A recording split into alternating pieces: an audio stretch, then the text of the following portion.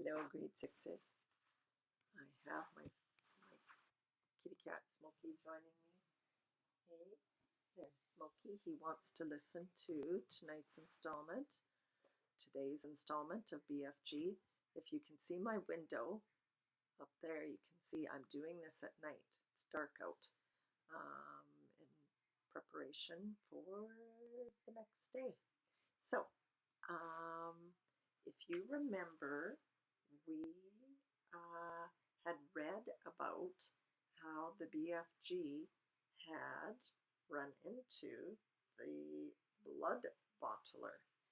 And if you remember, he was a very large fellow, because there's the BFG, who we thought was big, and there's the blood bottler, who's even bigger.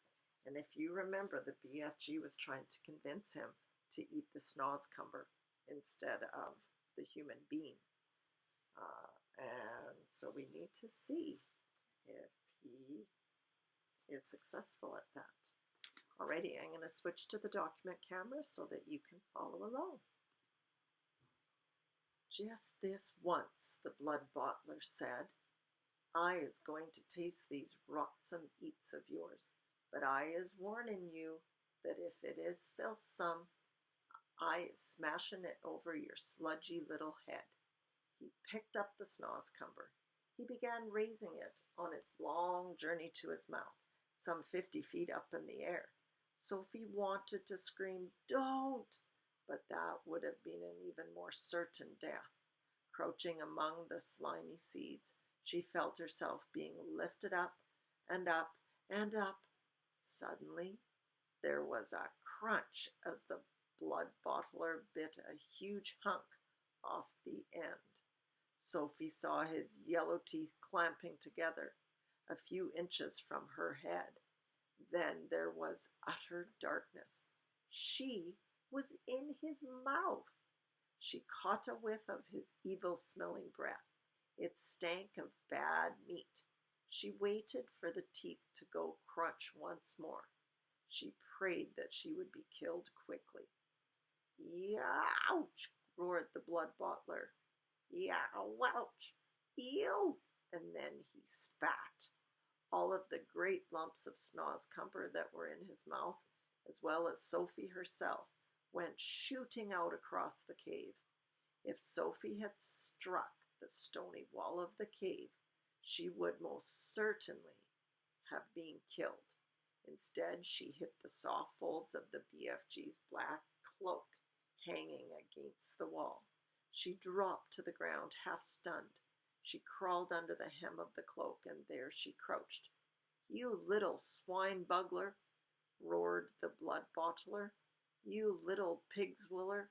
He rushed at the BFG and smashed what was left of the snozzcumber over his head. Fragments of the filthy vegetables splashed all over the cave.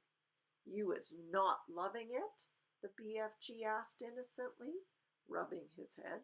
Loving it? Yelled the blood bottler.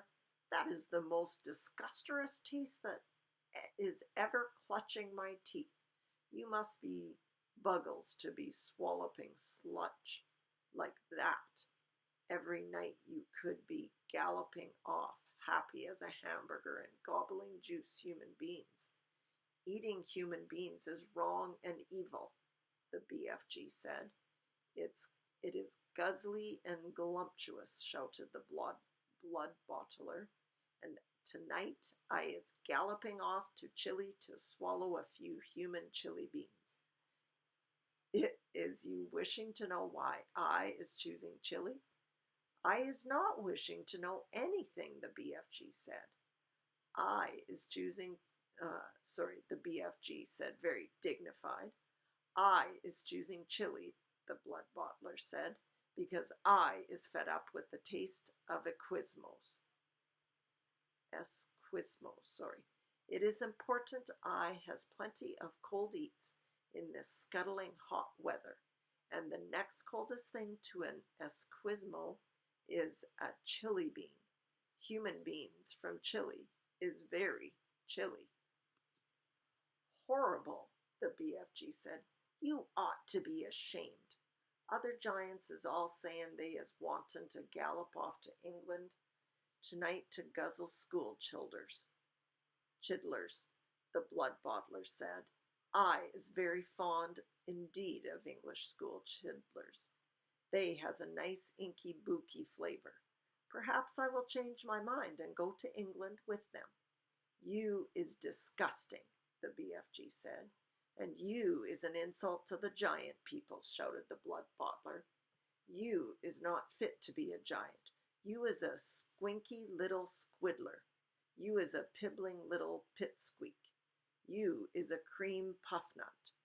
With that, the horrible blood-bottling giant strode out of the cave. The BFG ran to the cave entrance and quickly rolled the stone back into place. Sophie, he whispered. Sophie, where is you, Sophie? Sophie emerged from under the hem of the black cloak. I'm here, she said. The BFG picked her up and held her tenderly in the palm of his hand. Oh, I is so happy to be finding you all in one lump, he said. I was in his mouth, Sophie said. You was what? Cried the BFG. Sophie told him what had happened. And there I was telling him to eat the filthsome snozzcumber, and you was all the time inside it, the BFG cried. Not much fun, Sophie said. Just look at you, you poor little chidler, cried the BFG. You is all covered in snozzcumber and giant spit. He set about cleaning her up as best he could. I is hating those other giants more than ever now, he said. You know what I should do? What? Sophie said. I should like to find a way of disappearing them, every single one. I'd be glad to help you, Sophie said. Let me see if I can't think up a way of doing it. And there is the BFG cleaning up cute little Sophie. What a sweet BFG. Hope you enjoyed that one. Take care.